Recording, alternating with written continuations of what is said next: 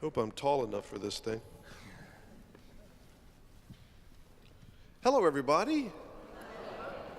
Welcome to Washington National Cathedral. My name's Randy Hollerith. I'm the Dean of the Cathedral, and it is a pleasure to have all of you with us tonight. It's nice to see all these faces out here on a Monday evening. Thank you for coming out.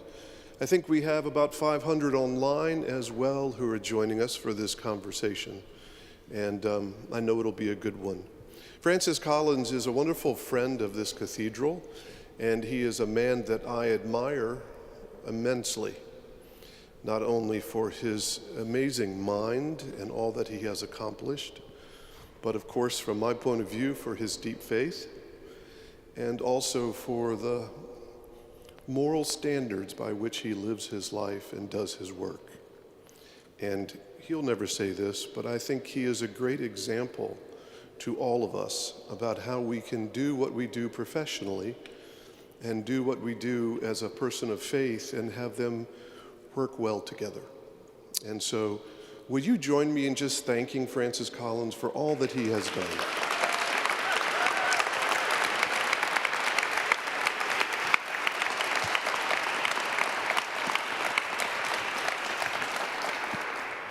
That was my version of a gotcha. That's all the gotcha you're going to get.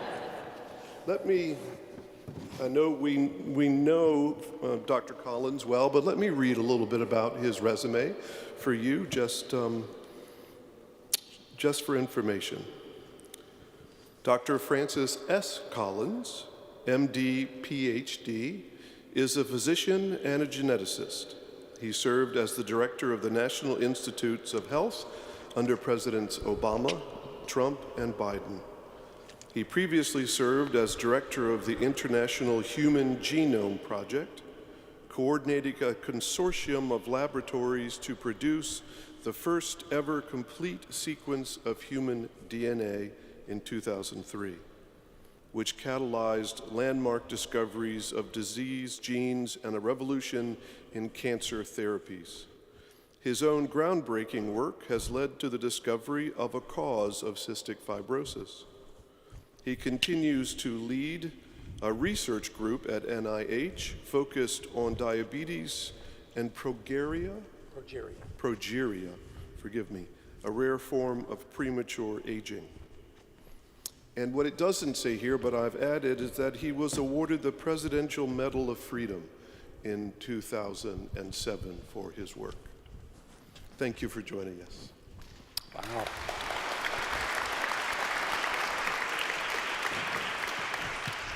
Wow. Thank you, Dean Hollerith, and if it's okay, please call me Francis as long as I can call you Randy. Is that acceptable? Okay. It's an honor to be here in this sacred space, and I'm thrilled to see all of you who've turned out on a school night to have a conversation about truth and science and faith and trust, and how we all hope we can put those things together on this road to wisdom that we're going to be talking about. And I got to say, I never got to sit in those wonderful places where the choir sits, and maybe you have to come to an evening event like this to be allowed to do so. So have to check your schedule and see if there's some other occasions where I can show up and sit in one of those spots. I always halfway through an event want everybody on each side to switch sides so they don't get a crick in their neck. There is that. Yes. The orthopedists love you, I suppose. By the way, I meant to say that following our conversation, Francis will be in the back of the cathedral. There's in the gift shop, which is to the left in the back of the cathedral, signing books for all those who are interested. So let's jump right in. What led you to write this book? How did this come about? You know, I've been privileged to be, as a scientist and a physician, in the public eye quite a lot in the course of, as you described, leading the Human Genome Project, subsequent to that, serving 3 different presidents as the director of the National Institutes of Health.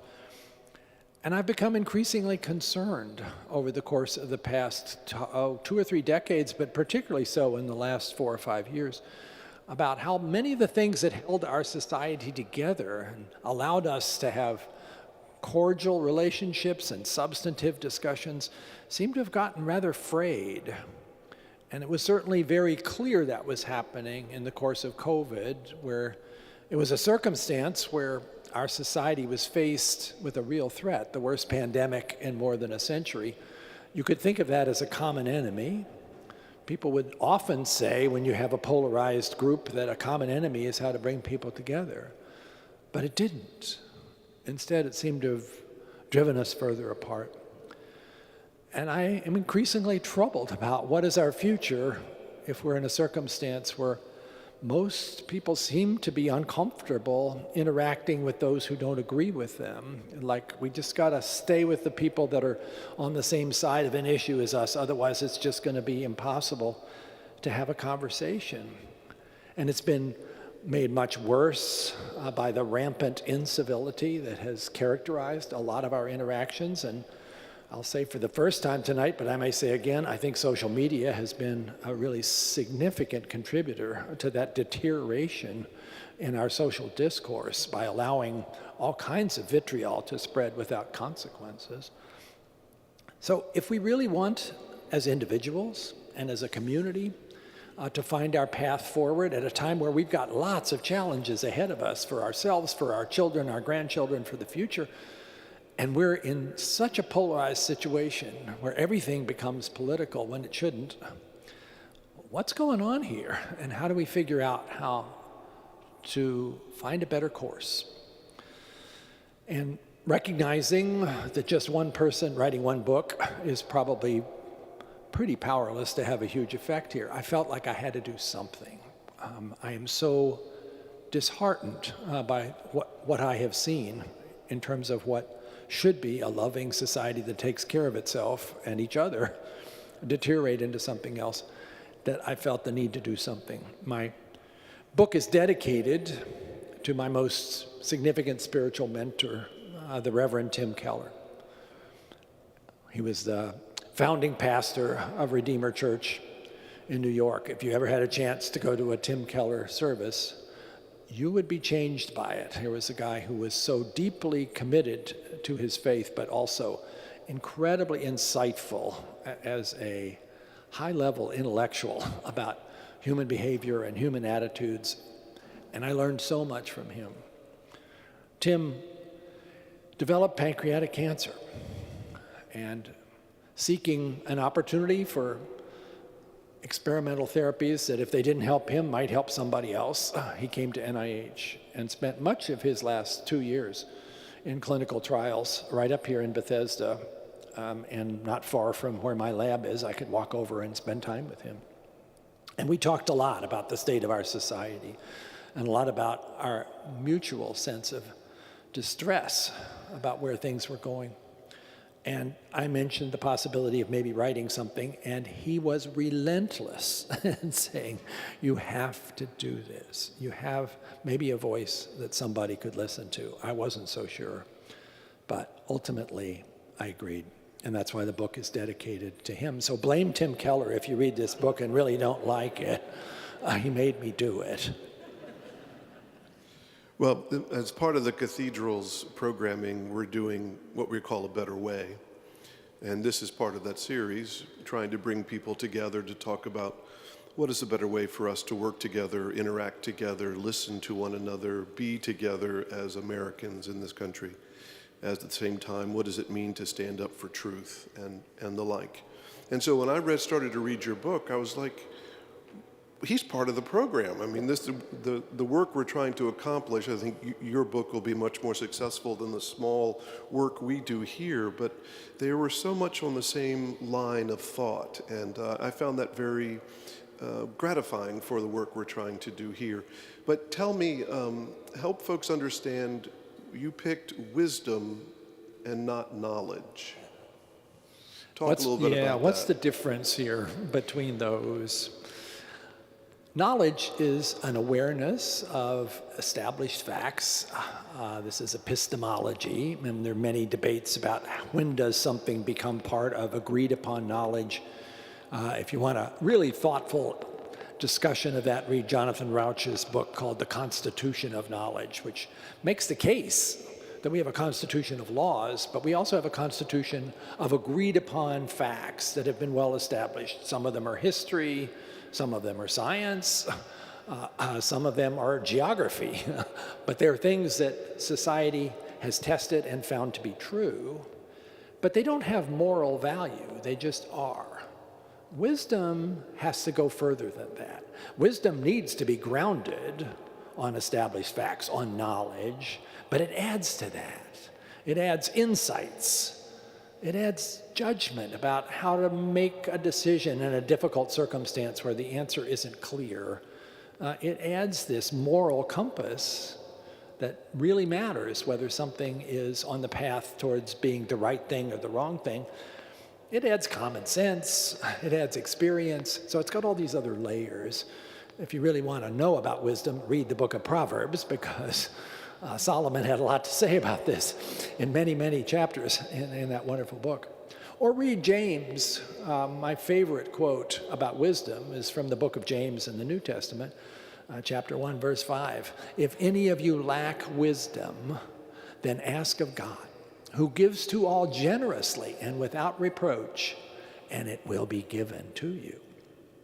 I count on that when I'm lacking in wisdom. I need that kind of help. Another way to think about this, if you're a science fiction fan, is think of who are the icons of knowledge and wisdom. Well, the icon of knowledge, of course, is Spock, right? Okay, let's all do this. I think we just showed our geekdom. We did. I didn't realize it was going to happen so quickly. But if you want to go beyond rationality and knowledge, which is what Spock was, to get the wisdom, then you got to go to Yoda. Because Yoda had the facts too, but had all this other stuff about judgment and a moral compass. So that's why it's not the road to knowledge, it's the road to wisdom, although we need knowledge to get there. And let me be clear, maybe it sounds a little presumptuous for me to write a book that says, I'm going to teach you about the road to wisdom because I'm so good at it. I'm not. I'm regularly hitting potholes or ending up in the ditch myself. But I think I would like to argue it's an important road for us all to travel. And if there are things that are getting in our way, we ought to recognize them, diagnose them, and if possible, start to do something about getting back on that track. You're never really all the way there, but it's worth going. I'll tell you another story about what wisdom is, because I kind of like this as another way of explaining it, and it certainly resonates with my own experience. There was a young man who wanted to know, what is really the source of wisdom? And so he asked all the philosophers and the academics and some of the theologians, and they all had various answers, but he didn't feel like he really got it. And somebody said, well, you know, go up there in the mountains. There's that very thoughtful master up there who really knows what the answer is to your question. So he climbed up in the mountains and he found the master. He said, Master, I'm here. I'm really wanting you to tell me, what is the source of wisdom? And the master says, oh, well, that's very easy. It's good judgment. Thought about that for a minute, the young man did, and thought, well, you know, I'm not sure I completely understand how I could get that. How do you get good judgment? And the master says, oh, well, from experience. Okay, but all right, that story makes sense, but how do I get experience? The master says, oh, very simple, bad judgment. Think about it. I think that's how I got a lot of my wisdom, is by making mistakes. And that's part of the very first chapter of the book, in the very first pages, talks about a colossal failure I had in research for not having done a careful survey of the facts of the matter before starting on an experiment, which after 6 months turned out to be a completely unsalvageable disaster and almost caused me to leave science. So, yeah. Bad judgment experience. It happened. I was more careful after that in terms of how I thought about a scientific experiment. So yeah, that's all in there. And I don't know too many people would say, I don't care about wisdom. I think we all kind of aspire to that, but maybe don't realize the parts of it that have gotten frayed right now for ourselves as individuals and for ourselves as part of society. You could have picked a whole list of constituent parts of wisdom. And you picked truth, science, faith, and trust. Yeah. Talk a little bit how you got to those four. It might seem a little random, but it wasn't for me. And others may have a different list they'd want to add or subtract to mine. First of all, truth. I don't know how you can really have an aspiration to wisdom unless you accept there is such a thing as objective truth, and that we are creatures who are ill-served to ignore it. And it's important then to kind of figure out what do we mean by truth, because that's all gotten a bit blurred as well. There are various levels of information, some of which is really firmly established and some of which blurs over into opinion. But I think we have to say there is such a thing as objective truth. The earth really does go around the sun, okay? The earth is really almost circular but kind of elliptical. That's true, right? Well, not for the 3,000 members of the Flat Earth Society. That's not a good thing, to have a circumstance where you can take something that is so firmly established and say, well, it's not true for me. And haven't you heard more of that lately? when there's a fact that somebody just doesn't really like, well, okay, well, it's not true for me. Sorry. If it's actually true, it's got to be true for everybody, and it does not care how you feel. That's the thing about facts. They really don't care how you feel. But in the current climate where everybody is, in many instances, so attached to a particular perspective, which I'm sorry to say is often driven by politics, then a fact comes along that doesn't fit, and it almost seems like it's permissible to say, well, it's not true for me. Talk about climate change.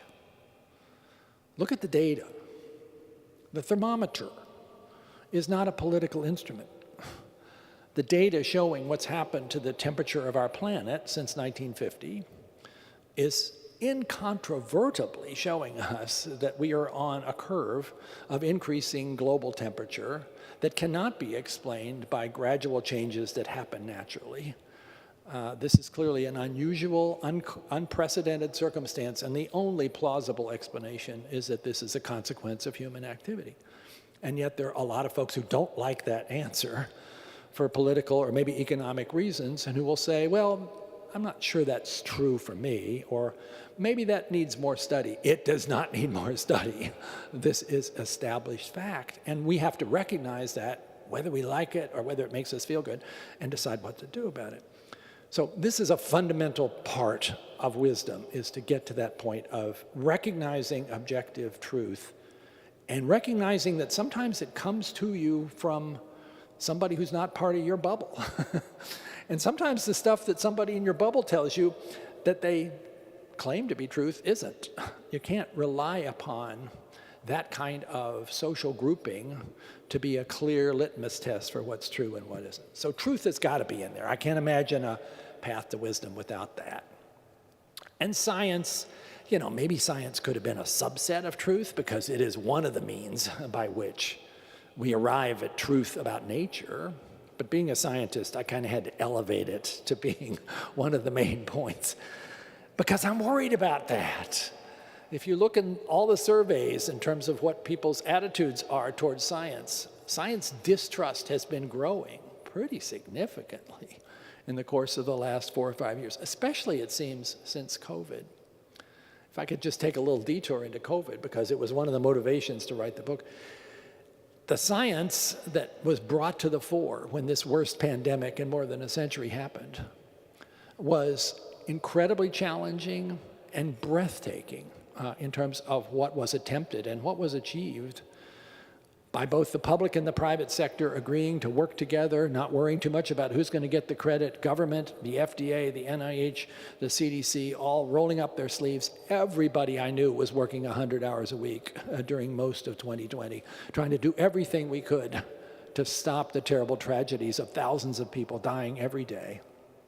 And the biggest push of all was on the vaccines, taking a new approach, this mRNA strategy, new because it hadn't been taken all the way to the point of an approved vaccine, but old because we'd been studying it for 25 years to get to that point.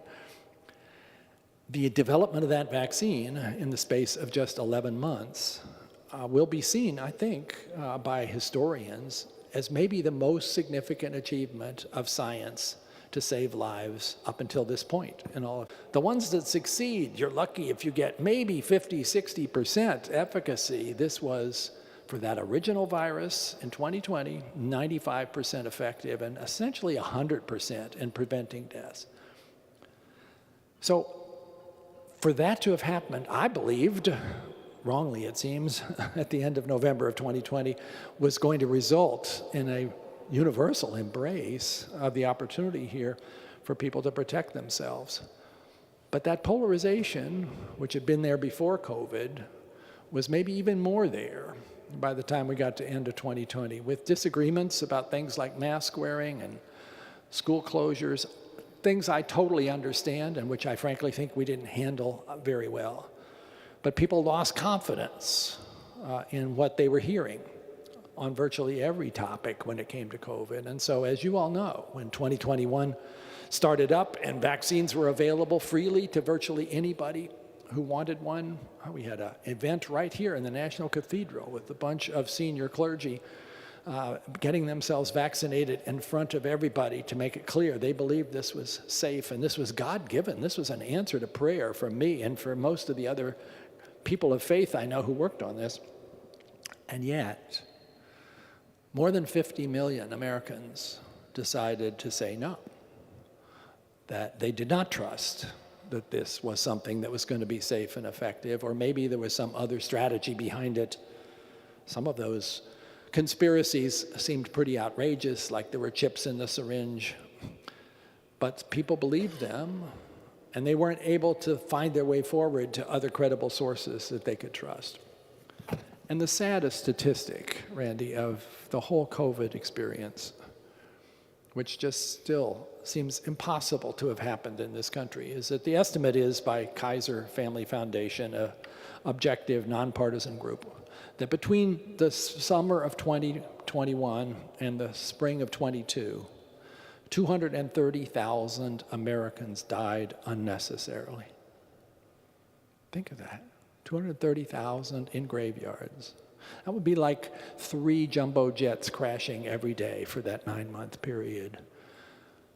All because of distrust and misinformation. And let me say once again, social media had a lot to do with that. And there were people making money by proposing alternative strategies that were useless and at the same time saying the vaccines weren't safe. Those individuals I have a hard time forgiving. So science has to be in this book, because if we really want to deal with issues, whether it's a pandemic or whether it's climate change, or whether it's how do we deal with cancer in a more effective way, which we're doing. We're at this amazing moment scientifically, particularly in biomedical research, the things that are possible. We're curing sickle cell disease. We have people with stage 4 cancer who are now getting cured, not just helped. All of that's happening at the very moment where people are saying, I'm not sure if I trust those scientists anymore. And science has become polarized and politicized. Like, okay, if you're in one party, you're in favor of science, and if you're in the other party, you're not. What is that about? Science and politics should not generally be mixed together, and yet everything is mixed together now. So science had to be in there, but faith did too. And here we are in a beautiful place of worship. And I'm a Christian at age 27. After being an atheist up until then, I met Jesus, and Jesus is the foundation of everything I know that really matters. And I've never found a conflict between being a person of faith and a person of science. I think they answer different kinds of questions.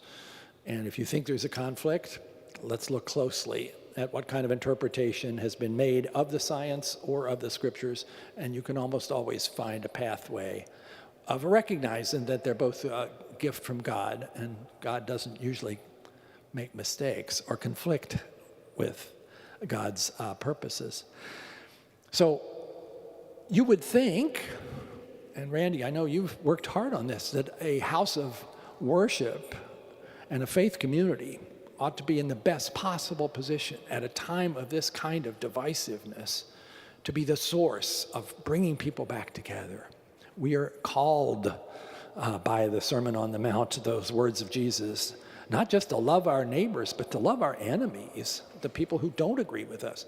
We're not doing so well with that in the world as a whole, and I'm afraid in our churches, not a whole lot better, with exceptions, but some of the most heartbreaking examples of people going after each other seem to be in the context of a church that can't seem to agree on something like whether or not you should have to wear masks. I mean, really, is that a reason to have this kind of falling apart of our love for each other?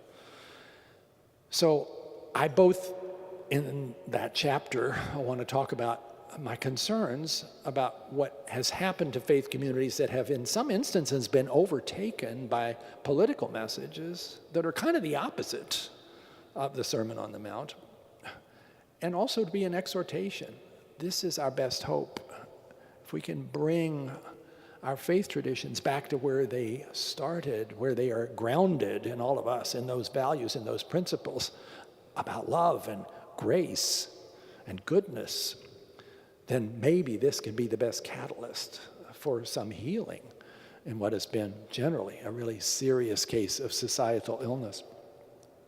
And then the fourth one is trust, and I think it's probably one that overarches the other three, because part of the reason we're in trouble about truth issues is because we aren't quite sure who to trust, and we take on board information from a source that really doesn't deserve that trust, some posting on Facebook from somebody who maybe does not have your best interests at heart, and say, well, that's got to be true because it kind of resonates with where I am today. We've got to work much harder on the trust side of things to figure out how to do that assessment and to grant our trust to the appropriate sources, people or institutions that have integrity, that have competence. They know what they're talking about. They've actually studied the issue. They have humility. They're not stretching beyond where their expertise is. Those three things, integrity, competence, humility, those ought to be your watchword, it seems to me, for how to make a decision about trust. But right now, there's this fourth issue, which has emerged even larger in many of these decisions, which is that source part of my bubble? Because if they are, I'm going to let my guard down and say, yeah, that's probably true. And if they're not part of my bubble, I'm like, I don't think so, even though what they're telling me is actually an established fact. Again, the polarization has gotten in the way of so much of what should be the road to wisdom, whether it's in the establishment of truth or science or faith or trust. It's all gotten frayed. Those anchors aren't as anchored as they should be. And if we want to fix that, I think we have to figure out ways to address all four of those. And thank you for that. And to build off that... It was kind of a long answer, sorry. Well, you did have four categories, so I get it. One of the things I thought was most impressive about the book, many things I really liked, but we're talking about the polarization and how people are not talking to one another. People are staying in their bubbles, as we would like to say. But the work that you did with Braver Angels over the whole COVID issue that had been politicized, and the fact that you stepped up in conversations with Adam Wilkinson, I believe is the name, on two very different sides of the issue, and yet you were willing to make yourself vulnerable in the midst of that. Talk about that, what that was, that experience. Yeah, I learned a lot in that experience. I'm curious, how many of you have heard of Braver Angels? Okay, that's a reasonable number of folks. But let me tell you, this is an organization that was founded in 2016 when the founders recognized that this divisiveness was really getting worse and needed to have some kind of approach. One of the founders is a marriage counselor, Bill Doherty. And he sort of looked at America and he said, America needs marriage counseling. We need to get these people who can't agree with each other to actually sit down and listen to each other. So the whole goal of Braver Angels is to bring together people on opposite sides of a contentious issue in equal numbers, so there's no imbalance, usually with a moderator who's going to kind of keep things from deteriorating into any kind of personal attacks. And each side gets to say exactly what their feeling is about that issue, and the other side has to listen. They have to listen so well that they can then speak back to the original speaker and say, here's what I heard you say. Sound like marriage counseling? And then it goes the other way. And I've been part of these, probably a dozen of these now on various topics. Most of them have been about the public health response to COVID, an area that I've been obviously really troubled about. And I have learned so much. And one of the people I got to know is this guy, Wilkinson. Wilk runs a trucking company in Minnesota. And he was absolutely livid about the way in which the public health response to COVID played out, causing him to have to close his business, having his kids pulled out of school. He's in rural Minnesota. He's like, I don't really see the reasons for this in my environment. It looks like this is all about the big cities. It doesn't fit with me here. And he saw other things that he thought were confusing about the vaccines, about masks, and he pretty much wrote off the whole bunch of government speakers, including me, because I was one of them, as simply not worth listening to, and decided instead to take his answers from other sources in ways that sometimes were helpful and sometimes weren't. So Wilk might have seemed, when I first met him, like the last person you would ever want to spend time with if you're me and he's him. And we had these interactions that were absolutely gloves off, but not personal attacks. But here's how I feel, here's how you feel. And I began to understand where he's coming from. From his perspective, out there in the middle of rural Minnesota, there was a lot of stuff that happened with COVID that did not make sense. We didn't have time to begin to do this modification based on geography because things were happening so fast and we had a very poor public health local system. But still, he had a really good point. This was not ideal. And the closures that went on of businesses and schools, at least in many places, went on longer than they should have because everybody was just uneasy about starting back up again. He was right about that too. And he was right also that some of the communications that were done by people like me failed to explain that what we were putting forward was our best guess at that time, and we might be wrong. You didn't want to say that. You just wanted everybody to actually do something to try to protect themselves. And sometimes you were wrong, and you had to say the month later, well, actually, we need to change that now. But without having prepared people for that, they basically kind of figured out we didn't know what we were talking about. I wish we had been more clear about the imperfections of the recommendations. So after doing this a while, we kind of got comfortable with each other, and then we ended up in a debate in front of 600 Braver Angels members, coordinated by the leadership and located rather symbolically in Gettysburg. Could feel it in the air. And we had this very intense debate about the public health issues in front of the audience, and then a lot of questions. And I must say, it felt really good. I was comfortable defending the things that I think were really important from the public health perspective, like the safety and efficacy of vaccines, but also comfortable saying, and some of the stuff wasn't done as ideally as it should be. And he was comfortable saying, you know, I started out just being really angry and ready to say all kinds of terrible things about people. Now I kind of understand. In fact, he's now started a podcast called Derate the Hate to try to tone down all of the nasty comments. And Wilk and I are good friends. We enjoy going for a beer together. I still think he's really wrong about some stuff. And he still thinks I'm really wrong about some stuff, but that's okay. That's what we need to do a lot more of. That's what I'm trying to argue in the last chapter of this book, is something that we can all take the opportunity to reach out to somebody who maybe they used to be your friend, but now you can't talk to them anymore because of this issue about abortion or miscarriages or immigrations or gun control or something. Well, remember, Thanksgiving's coming with all that family. I'm not sure around the Thanksgiving table is the moment to introduce this, but maybe with somebody at the Thanksgiving gathering, you could take a walk.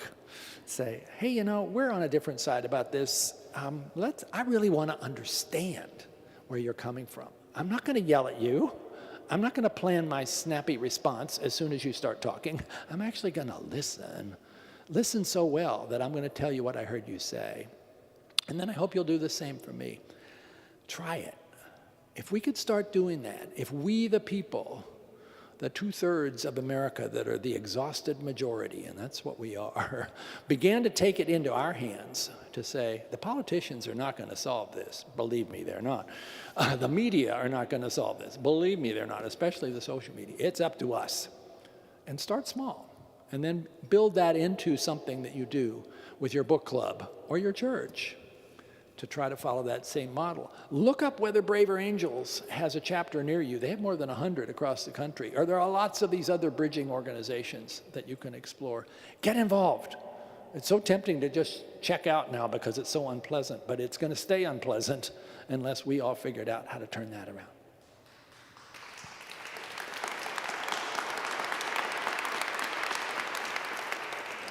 Amen. And to build on that, you had a similar experience in some ways with Christopher Hitchens, did you not?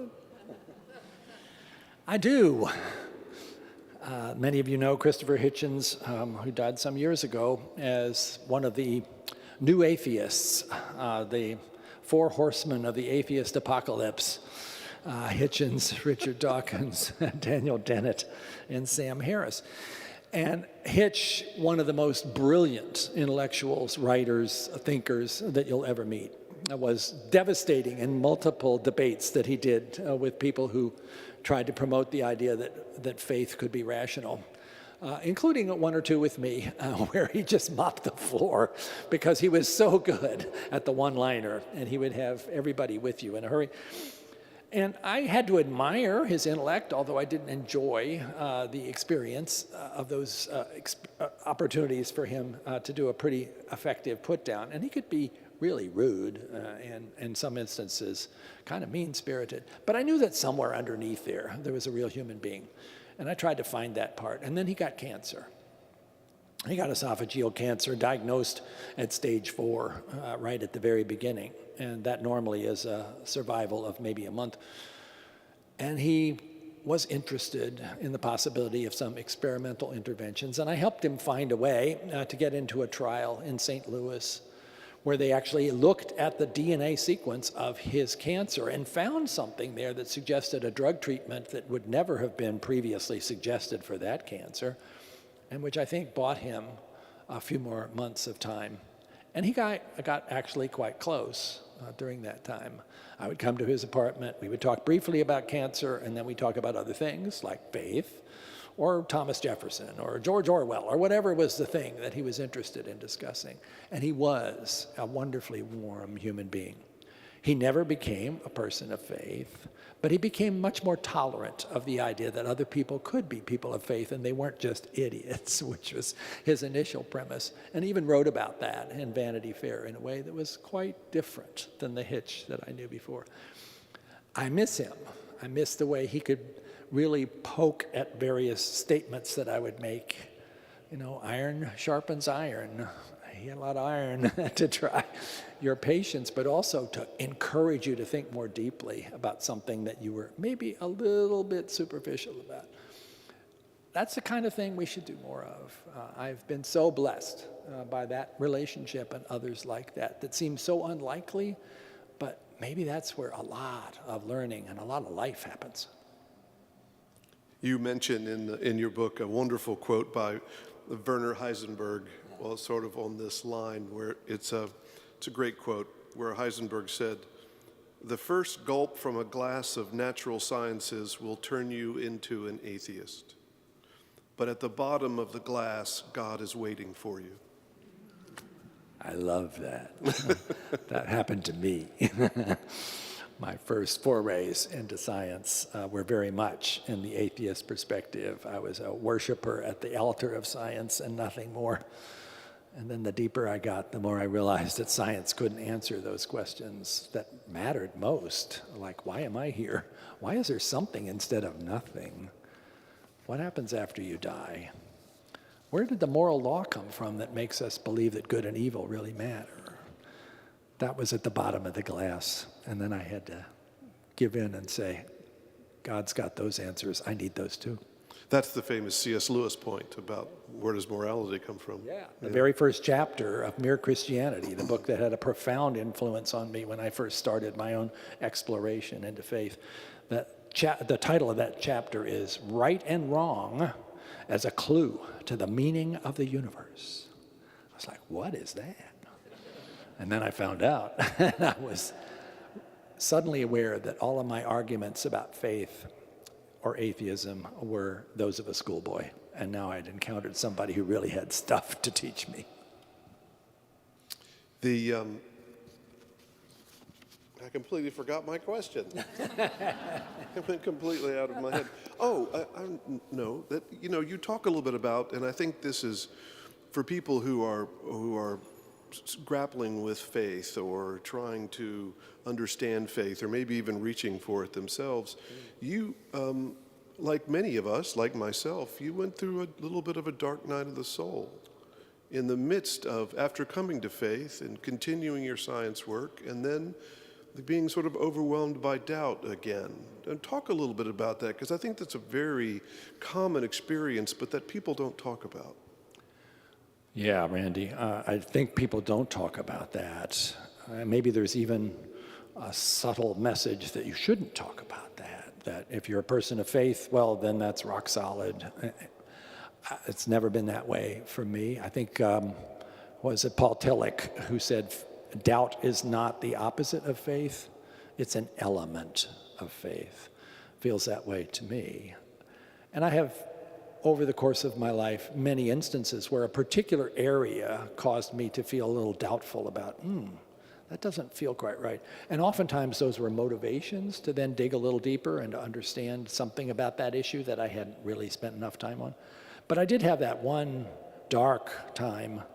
It was about a year after I became a Christian, and I was finding out that this is a tough road to go, and I was encountering a lot of people who were deeply skeptical that this was just a phase, just sort of an emotional thing.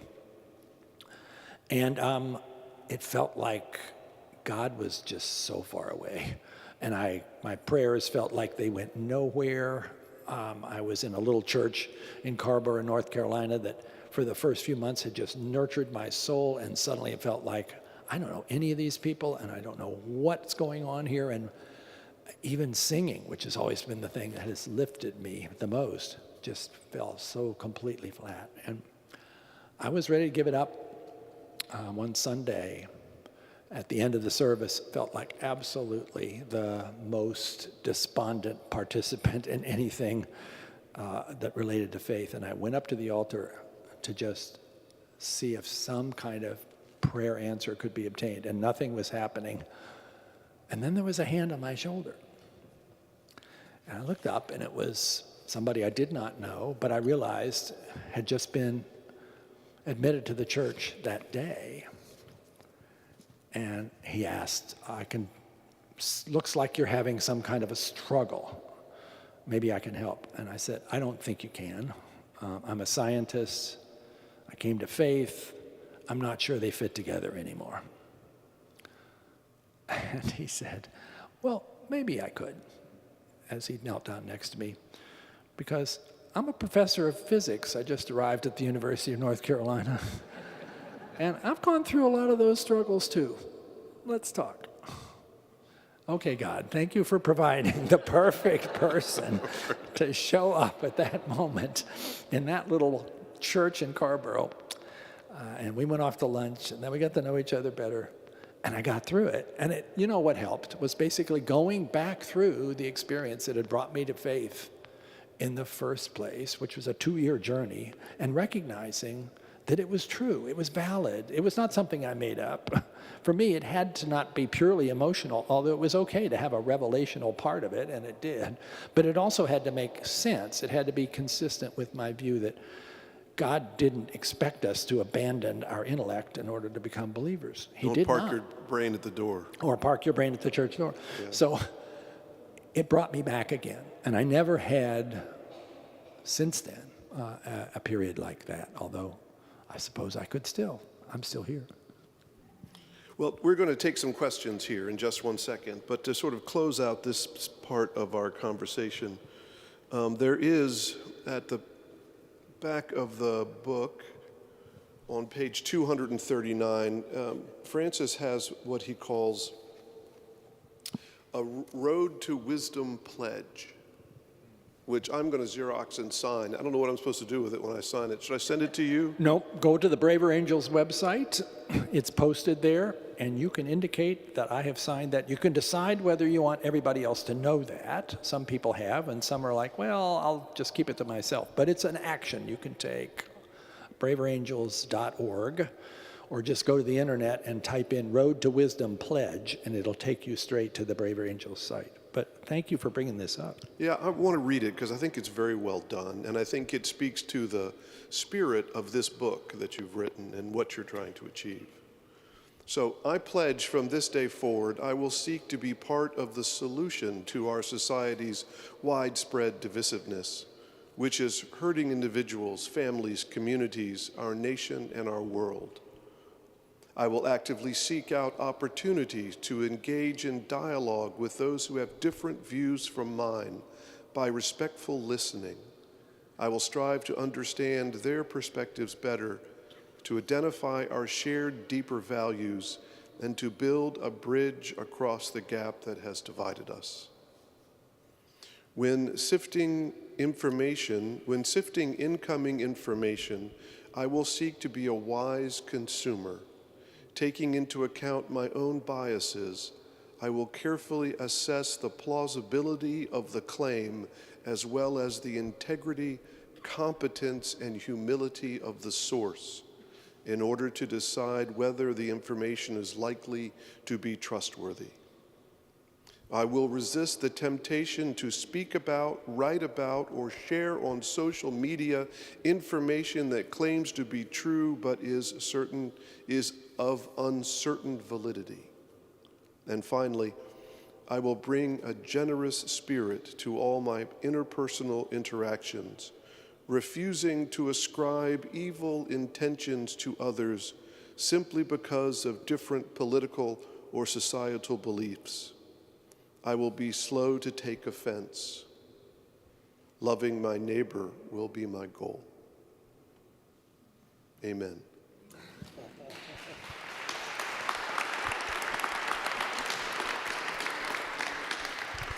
Now, Margaret is loose with the microphone there, and we have some questions I know from folks online, but also from people in here. So just raise your hand if you have a question for Francis.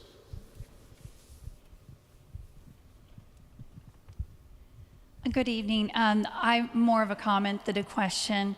I just want to thank you, Francis, so much for bringing this voice to our national dialogue. I served for 12 years on the Fairfax County School Board and was there during COVID and was the only voice out of 12 elected officials as a lifelong Democrat and a social worker talking about the need to follow science and to try and open our schools safely, even with the support of our public health director. And it was a lonely road, and I took a lot of arrows in the back. And so your remarks here tonight have really touched me deeply, and I'm sure you're touching all of us very much with your profound work you did for NIH, but everything you're doing now. Just thank you from the bottom of my heart. Oh, thank you. You're most kind. And thank you for your service on the school board.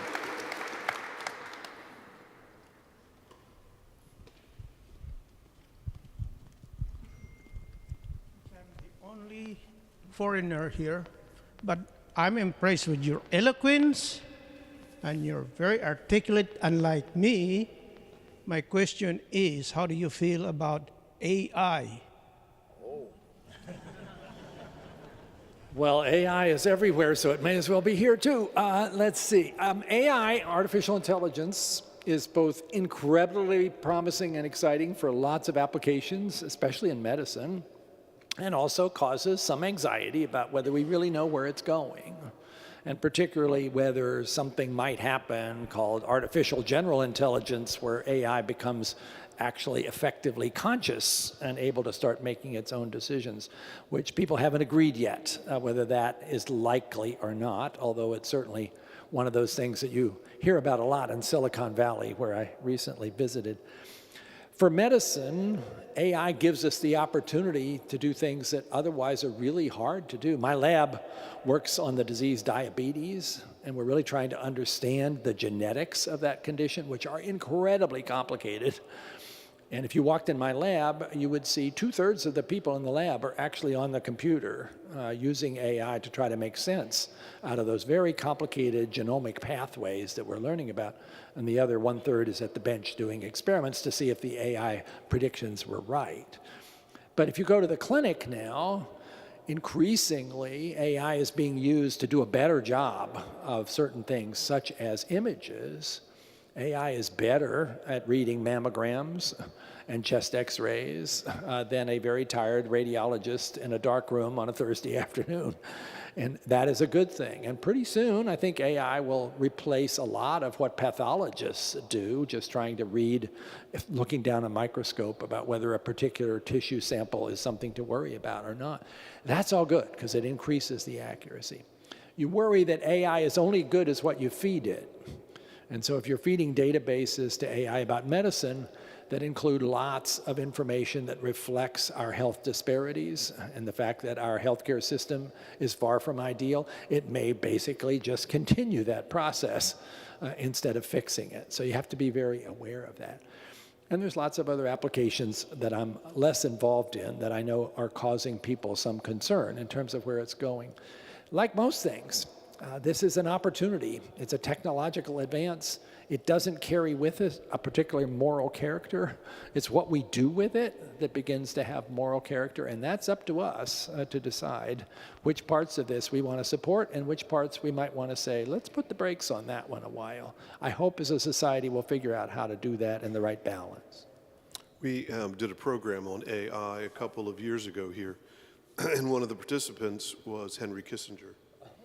And he was quite ill at the time, so we filmed him, where he lives in Chicago, and then ran it as part of the program. But I was shocked when he said he thought AI was now more of a danger to humankind than nuclear proliferation. Whoa, that's a strong statement. And I think he must be reflecting the idea that AI acquires consciousness and its own will and starts to basically do things that were not designed to help humanity, but actually to be destructive. And that's a hypothetical, and if Henry Kissinger got caught up in it, there was some possibility in somebody's mind that could happen. I don't know that that's actually really in our future. I certainly hope not. Me either. We've got a question from our online audience. Yep. Looking back with wisdom at your age, do you think you chose God, or do you think you were chosen as God needed someone he trusted to sequence the human DNA? What a wonderful question. Yeah, and now I'm 74. So that was 47 years ago when I came to faith. That was also very much influenced by my experience in medical school, recognizing that life and death questions were not helped all the time by my scientific insights.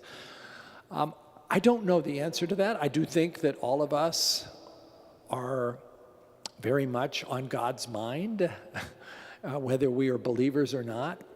God is capable of keeping track of every one of us. It's not too much for God's ability. And so I also think God is outside space and time. So for that reason, God can be both in the past and the present and the future. And I think, therefore, God knew when I was born that I was going to become a Christian at age 27. But that did not remove the fact that ultimately that was up to me in my own ability to look at the evidence and make a free will decision, which was a rather momentous one on that particular morning, to make this leap forward. So yeah, I guess in a way both are true. And it's true for all of us that God has a plan for us, but we still have to decide whether we're going to make that leap. And I guess in my instance, I did, and God blessed it greatly. The opportunities that I've had since then to do things scientifically or in other ways, including being here in the National Cathedral on a night like this, are just wildly outside the expectations of anything I would ever thought I'd be part of. God will always invite us. God will never coerce us. Well said. Every now and then I get one.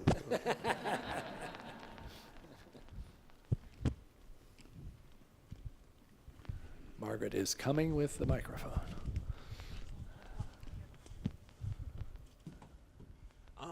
I was really struck in the book by something that you said that you also mentioned here, which is that you viewed the vaccines as an answer to prayer. And I couldn't agree more. But I'm curious if you thought during the process of rolling out the vaccines, whether that sort of framing, you ever thought about using that framing in your communication with the faith community? And if not, going forward, would you recommend, if we ever end up in a situation like this again, that sort of framing is used to convince the faith community to embrace vaccines in the future? It's a good question. Yeah, as the vaccines were rolling out and it became clear that there was some skepticism, and it was particularly true of white evangelical Christians. I'm a white evangelical Christian. These are my people. And yet that was the group that was most unclear about whether these were safe for them. I did pray about that, and then I thought maybe there was something I could do by joining up with respected voices in that community. So I did podcasts with Rick Warren, with Tim Keller, with Franklin Graham, with Curtis Chang, goodness, probably a couple of others. And they were wonderful about it, basically saying, here's a man of science who's also a person of faith. We're here together to tell you that this is an answer to prayer, and that science is the way that God sometimes answers those prayers and brings blessings to people. Don't be afraid of this. I got accused later on of having, somehow seduced those Christian leaders into a position using my government authority, which really seemed rather hard to get my head around why that would make sense. But those were wonderful relationships. Did they change any minds? I'm not sure. There was one interesting paper that got published that I knew nothing about, where a research team was providing a video to people who were on the fence about whether to get vaccinated or not.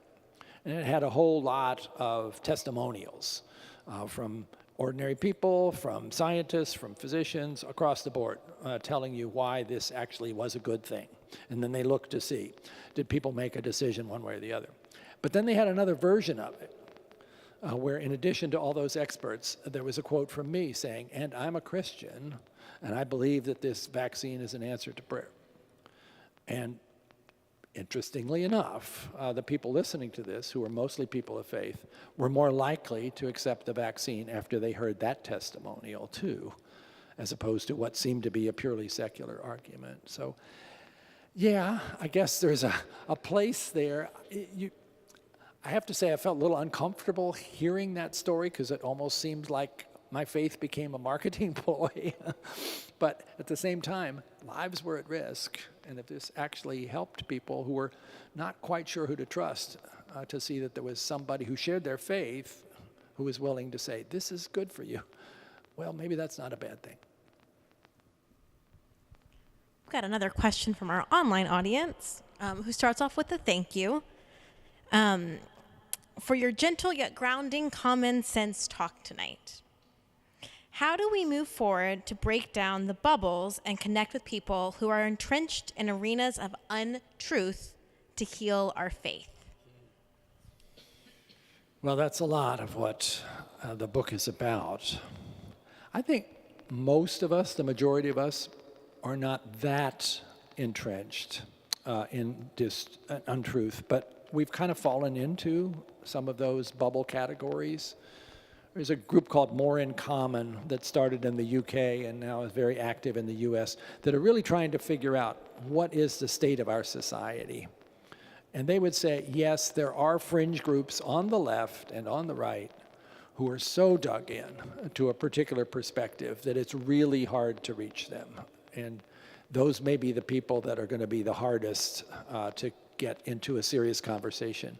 The Braver Angels meetings, I don't think a lot of those folks on the fringes come because they really aren't interested in having that kind of serious listening conversation. But that's the fringe. Most of us, maybe we're a little on the red side, a little on the blue side. We're just trying to figure out, okay, what's going on here? But we are potentially in a particular bubble of other people who seem to share our views. But I think there is a great potential there to reach across those boundaries. But it's hard to do. And it's kind of takes some courage, taking a risk that it might not go well, and it won't always go well. But get started. That's the idea. That's what that pledge is asking each individual to do. Not just to say, well, things shouldn't be like this, but say, I shouldn't be like this. What can I do? How can I be part of the solution instead of just letting this go on? Amen. One more question? How about that? Well, we got, and now when the hands go up. Okay. This was first over here. Yeah.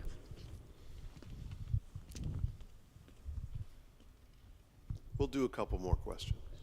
Thanks. I'm really stepping out of my comfort zone here. That's all right. I've been here I'm all a night. backbencher. It's really, really uncomfortable. Anyway, in September, the Cathedral Creation Mission had an event, and Dr. Norman Wurzburg came. He's from Duke University, and he has this very unusual position where he's the head of engineering, but they asked him to come to work with the people of faith at Duke University.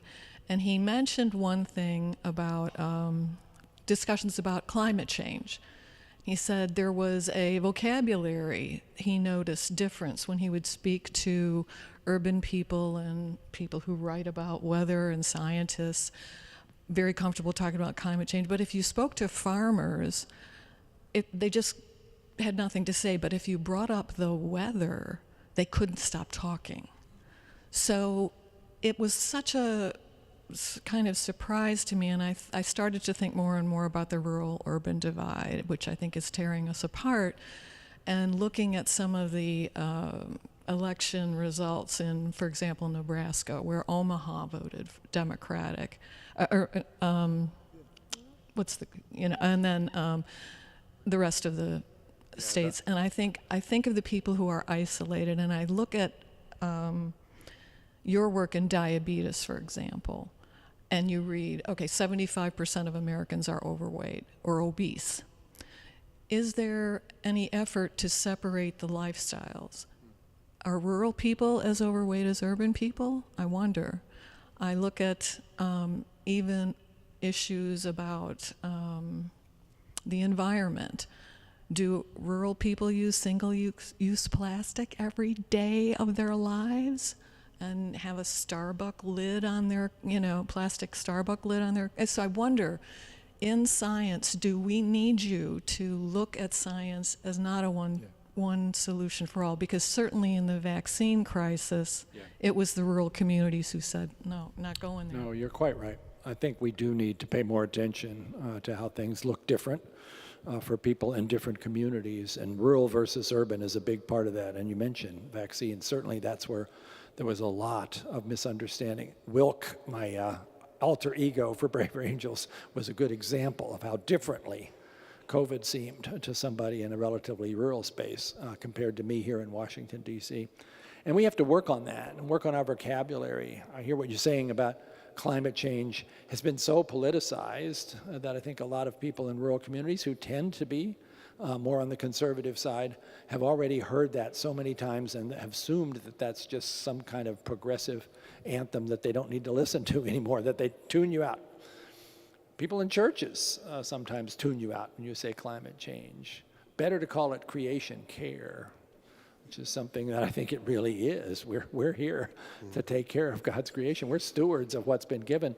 We can't just let it go up in flames and say, well, that's okay, God will take care of it. No, we kind of need to do that too. An organization I didn't mention, which has a lot of, I think, important information about questions like what we've talked about tonight, is BioLogos, BIOLOGOS.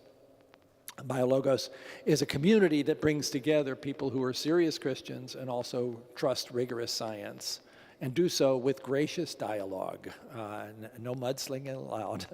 And they have a whole new focus at this point on creation care, and particularly trying to understand how differently that feels to somebody in a rural community versus somebody in the city, because it's very, very important to capture those differences. I appreciate your comment. It's one of the many things that we maybe could have learned better, but we shouldn't miss the chance to learn them after what we've been through with COVID.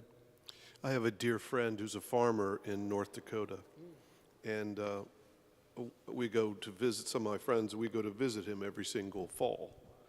And in the peak of COVID, when nobody was flying or doing, here, we told him we couldn't come that year and we couldn't come to visit. And he was deeply offended. He took it personally, almost, because his experience, as you said, in rural North Dakota, surrounded by hectares of farmland, was so radically different from what we were experiencing here in the district. Yeah, indeed. One more?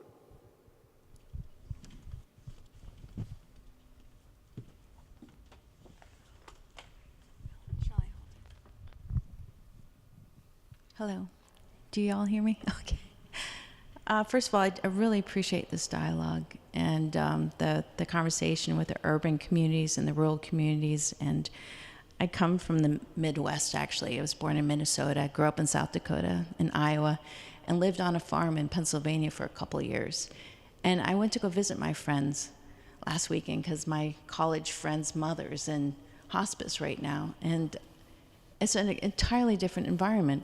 They're Republicans, it's a very red place, and even though you can say the red won, they seemed somewhat hostile to progressive mindsets and stuff like that. So I found it very interesting, and but still felt the strength to say, like, our politics, the common tactic is to divide and conquer. It's like one of the original things in our politics is let's divide and conquer. And now it's not only let's divide and conquer, let's divide and distract and misinform.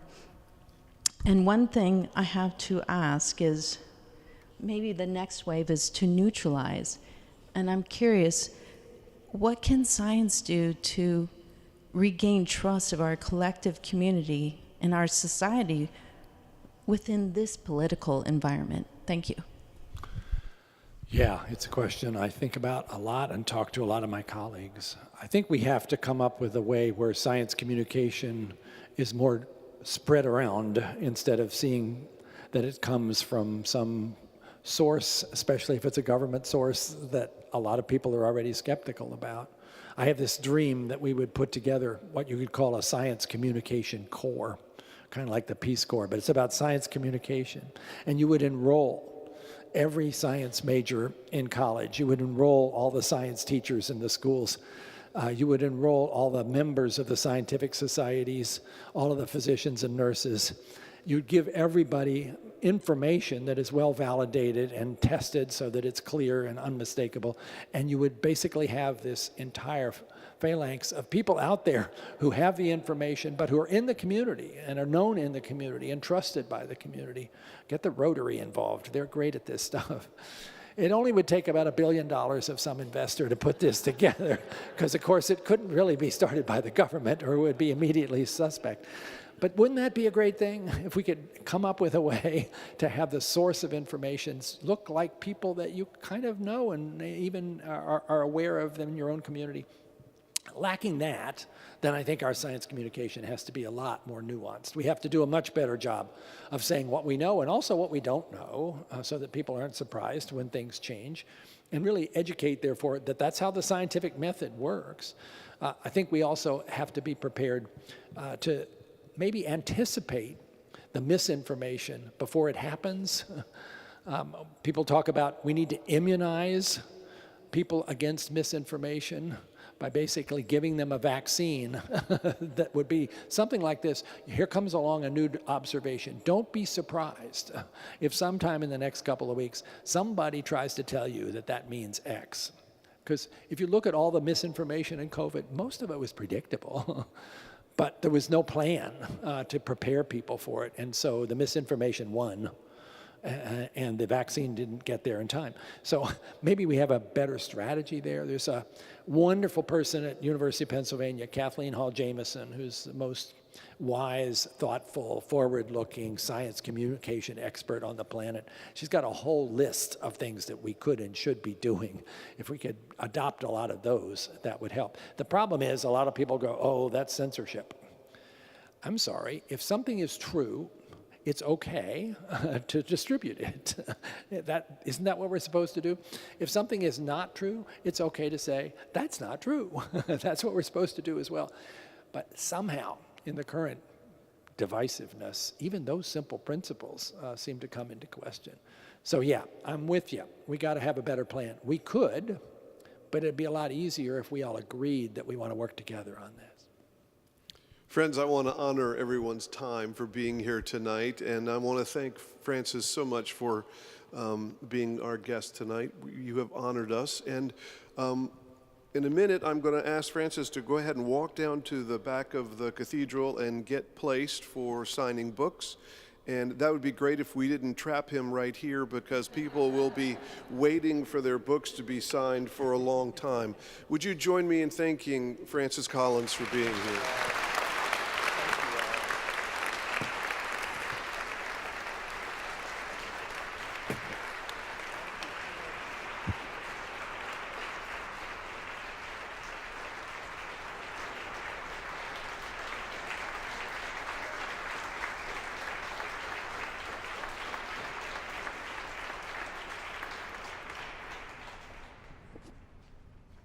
Go in peace and have a great evening.